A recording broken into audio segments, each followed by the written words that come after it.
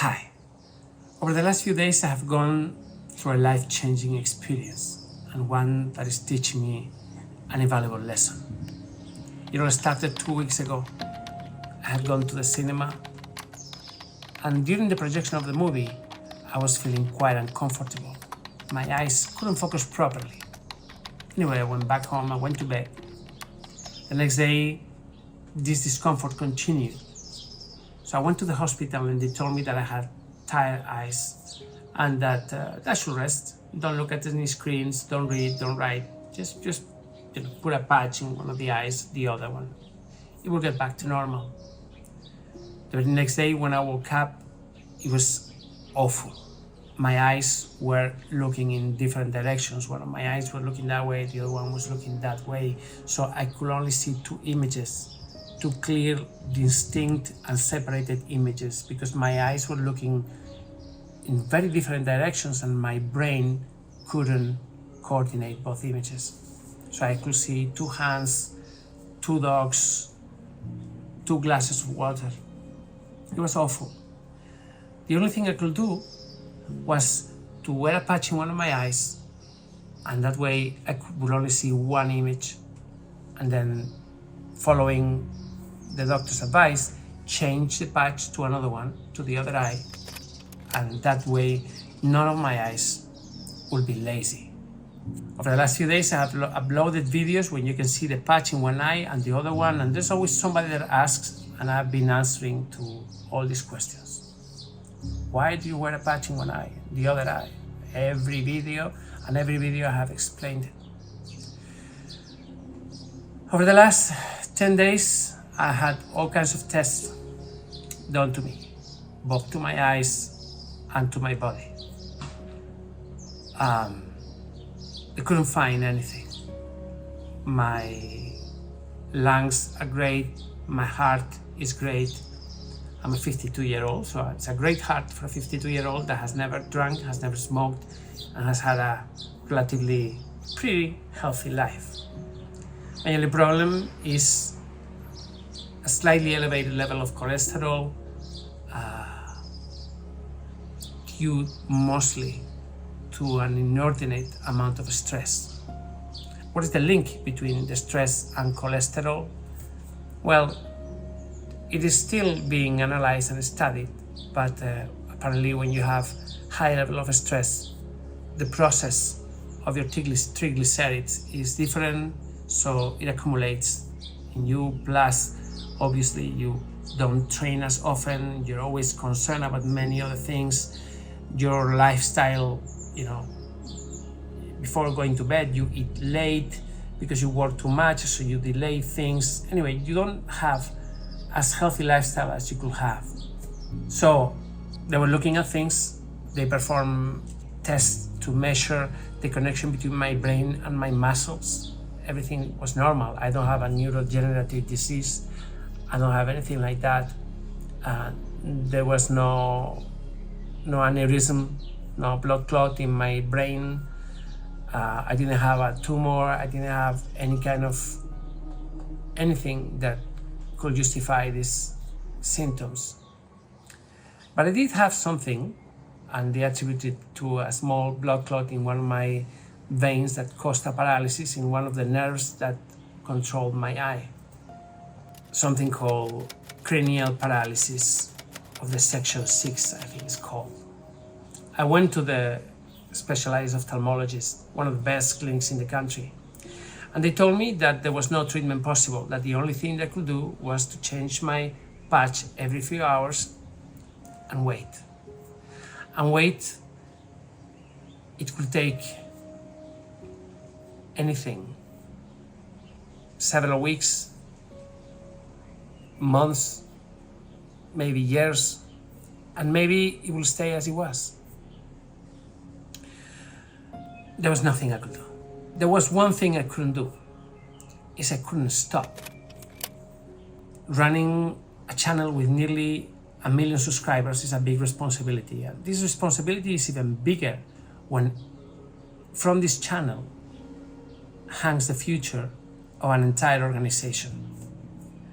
Facing a situation like this puts you in an existential crisis. It makes you think about your life, your future, your mortality, your legacy, your succession. It made me look at my family, my kids. I have 2 7-year-olds. What if this thing doesn't get better? If this thing doesn't get better, chances are I will not be able to work as much, so there will be less videos, so there will be less engagement, so there will be less donations, so there will be more and more problems, more and more dogs suffer. We will not be able to pay our bills, the people working at the houses won't get paid, and the whole thing collapses. That just plays in the back of my head constantly. Many of you say you should delegate. Viktor, delegate on your brother who's here making this video. Delegate on other people. Teach them to do what you do. But although there are things that can be done and that can be taught, my brother, for example, is now recording and is making an excellent job. There are some things that cannot be taught. There are some things that I've always wanted to do my way, and that it's very difficult to transmit this thing to somebody else. It's not always possible to delegate. There's a point when if you're not there anymore, then you're not there anymore. Things are gonna have to be done completely different. And this organization is not in the point where I can disappear completely. So with this news, I came home and I decided that I was going to fight. And that I was not gonna let this thing get the best of me. So for the last 10 days, I continued making videos. I made some videos showing my progress. In some videos, I just stayed home and I narrated what was happening in one of the houses. I had some live sessions. We had to face the sudden cancer diagnosis of Noah, so I had to run a fundraise that, by the way, has worked really well. So Noah is about to be operated. But my dreams and my hope that I will reduce the stress through less work and through less involvement in the organization, it just couldn't happen. This thing couldn't happen. It's too early for that. So I continued working. But at the same time, while I continued, I decided that this was not gonna get the best of me. I decided that I will get better, and if I didn't get better, I will at least deal with the cards that have been dealt to me. So if I'm gonna have one eye, there will be one eye. If the eye is gonna change positions, then I will adapt. If I cannot drive anymore, if I have to be driven to places, then I'm gonna be driven to places. If the videos have to be different, then they will be different. If my kids are not gonna be able to run with me at the beach, or play with me like they used to, then it will be different. It's been a difficult process, but there was so much optimism. And then I noticed, fairly quickly, small improvements. Initially, I identified a point. It was over here. There was a point where if I looked with both eyes at the same time, I could see a clearly defined image, just one. So I continued changing patches, and you guys continued asking why I was changing patches. And I slowly started focusing, and the next day, the situation improved a little bit, and then a little bit. And yesterday, I woke up, I opened my eyes, and I could see one beautiful image in front of my eyes. I went to my clinic yesterday morning. I was both excited and scared because I didn't know if that improvement was it, if that was it, if what happens now. this thing cannot be. I'm okay. They told me that it will take months, maybe years, maybe it will never happen. But it has happened. So I sat with my doctors, and this is what they told me.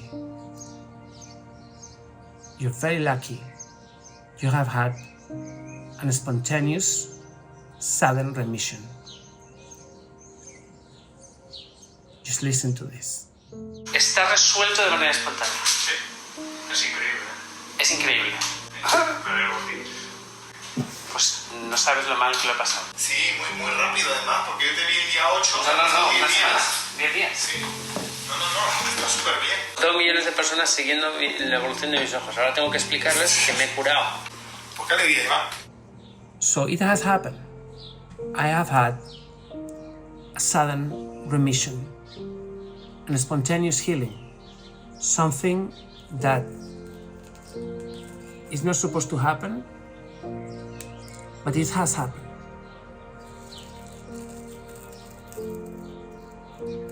This is the first time that I'm looking at you with both eyes.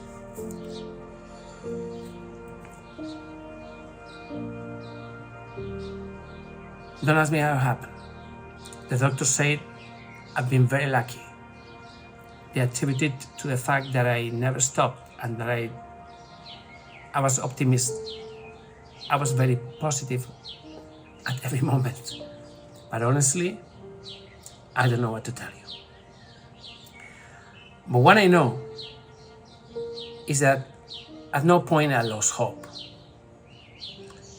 You see, Let's Adopt, this organization that I run, is all about hope.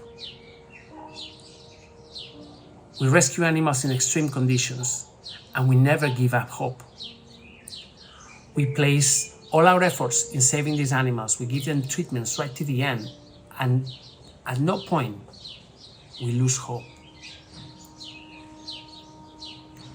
So I want this video today to be a reflection about hope, to be a reflection about our position in the universe and in life. For me and my organization, this is a sobering lesson. We need to change, we need to adapt for the future. I won't be here forever. I don't even know if I'm gonna be here next week. But the animals, the community, the channel must continue, must survive.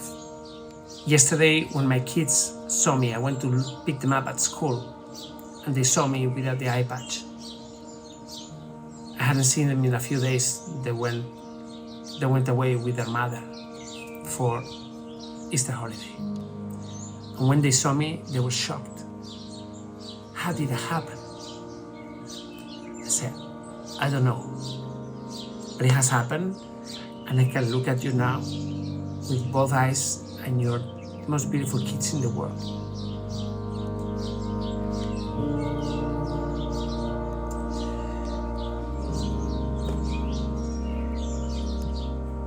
Hope.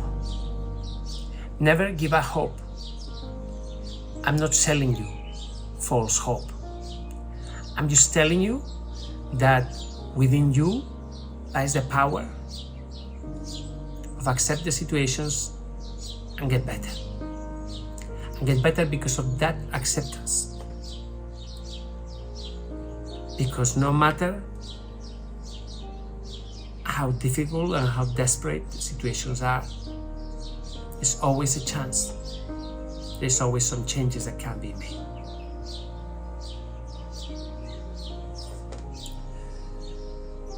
Big lesson for me and big lesson for all of us today.